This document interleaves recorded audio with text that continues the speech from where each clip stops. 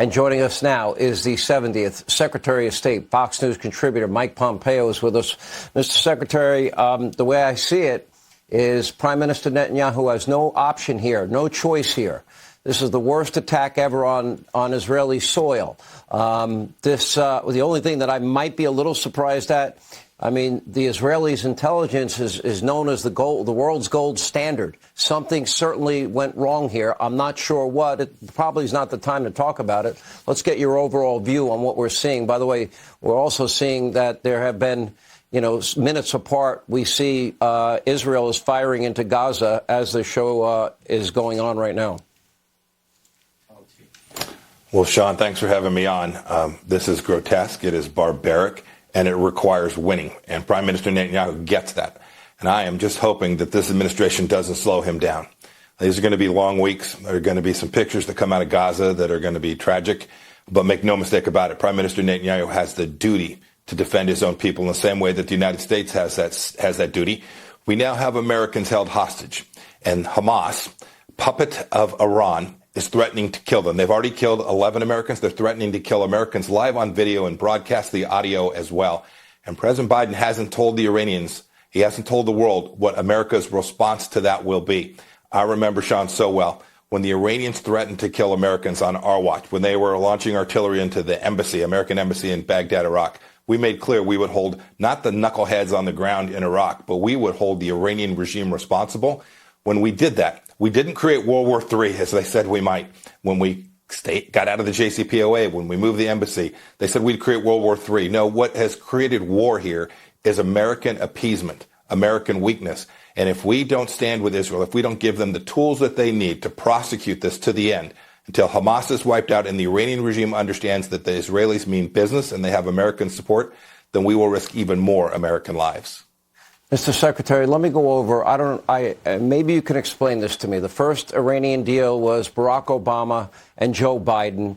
And for the life of me, I never quite understood that deal. That would allow them to continue their nuclear program and ratchet it up, as a matter of fact, every year after every year. They didn't have any, as part of that deal, no U.S. inspectors. Billions of dollars going to Iranian mullahs.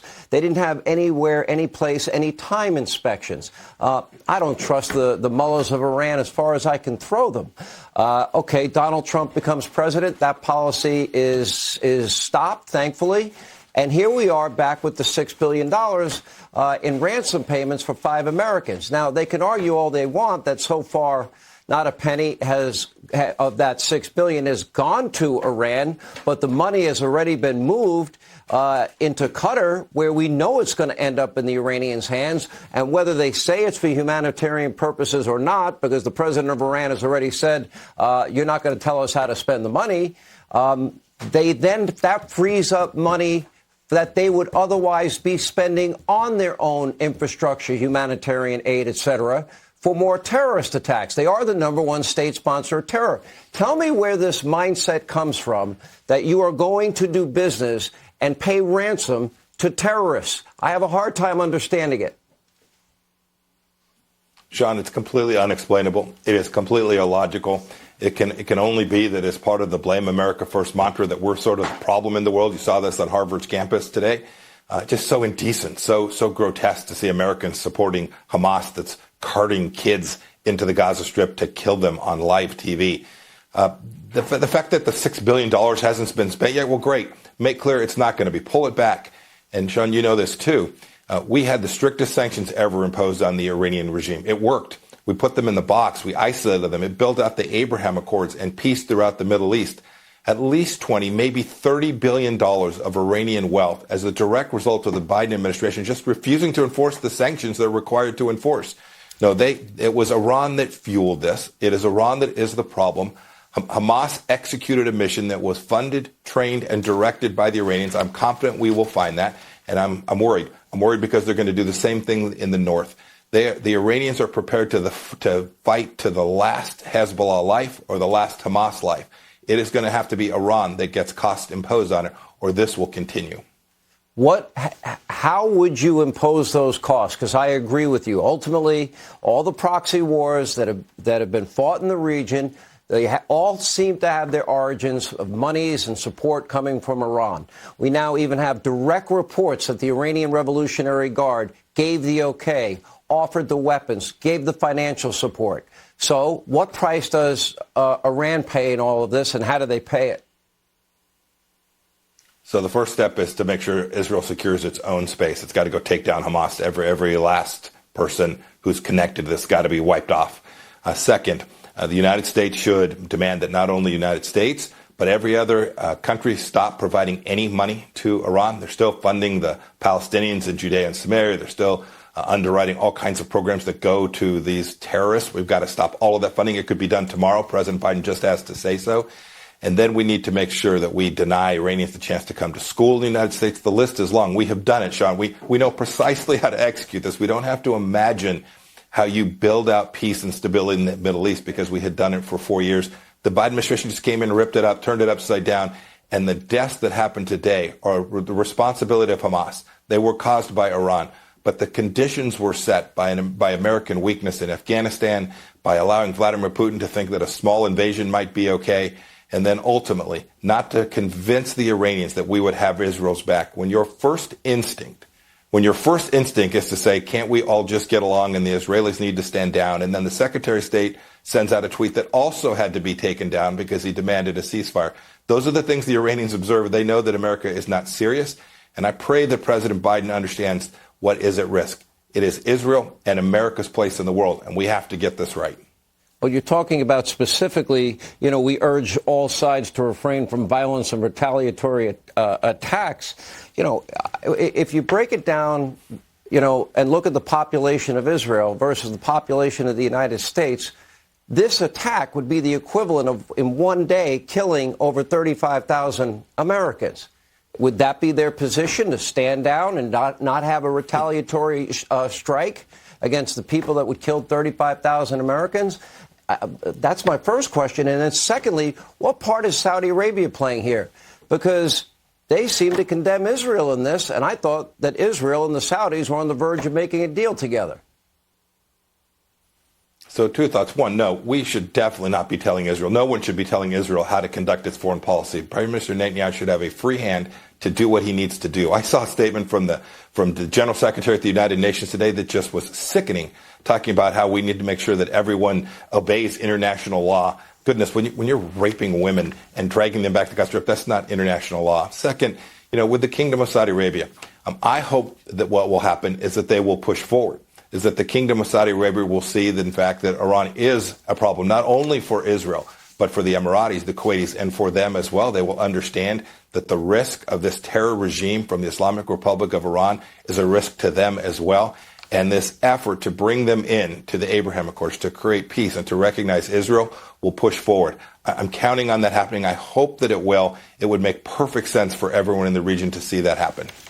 Let me ask you, Mr. Secretary, Hamas terrorists, we have evidence and video footage beheading Israeli soldiers. We have Hamas executing that teenage girl hostage in front of her parents. And then you have people like Congresswoman Tlaib blasting Israel in the wake of this. How do you explain that wing of the Democratic Party that seems to be getting louder and louder and more dominant every single day? It's unexplainable, Sean. I have no capacity to comprehend how you could watch what has taken place there and have any idea that the right answer to that is to blame the victims of this tragedy. We see reminiscences of what happened in the Holocaust, right? We see women and children being dragged off to their death. And for a congressman not to call that out, to say, no, that's the problem, and somehow say that those victims are to blame for what's happened is fundamentally indecent. And I hope the good people that she represents vote her out immediately. We have to make sure that we all understand that what is happening here is going to go on for a while. This is going to be of duration. It is going to require a lot of strength and temerity, and it is going to demand the American people join together to protect the basic human dignity that America has stood for 250 plus years. Mr. Secretary, I shudder to think of a day when the Iranian mullahs, with their radicalism, married to nuclear weapons, and they seem to be desperately trying to get them. They have now formed what I call a new axis of evil with with China and with Russia, and we could see North Korea becoming a part of it. And I shudder to really ask this question, and I think it's the hardest question. Does the world have a very limited window here to prevent Iran from acquiring nuclear weapons? And do those strikes need to happen sooner than later? Sean, I think the window is closing. We absolutely have to get after it. We saw this in the Trump administration, and we began this process with actions that we took, including striking against their leader, Qasem Soleimani, General Soleimani, taking seriously the need to push back against Iranian leadership. I do worry about these nuclear weapons. Remember, this administration went back to a policy that gave them money and allowed them to continue to enrich uranium. We have to reverse that. They should go right back into our model of punishing Iran, imposing restrictions on Iran, and denying them the capacity to continue to develop their nuclear weapons program. We have the ability to do that, and if we can't stop them through those restrictions, then we've got to do the right thing and make sure this regime never gets even remotely close to weaponizing the uranium that they already have. Aren't they buried deep within the ground all out throughout the territory of Iran? Sean, they are, but make no mistake about it. If America is serious and Israel is serious and the threat is sufficient, I am very confident that we can make sure that a weapons program is stopped inside of Iran. It will take a seriousness that I have not seen, a resolve I have not seen from the Biden administration. Too much Jimmy Carter, not enough Ronald Reagan. If we get it right, I'm confident that we can prevent that from happening. It would have to be Bibi acting alone, because he'll get no help or support at all from Joe Biden. I don't think they're capable of it. But we need the adults back in charge, that's for sure. Former Secretary of State Mike Pompeo. Thank you, sir. All right.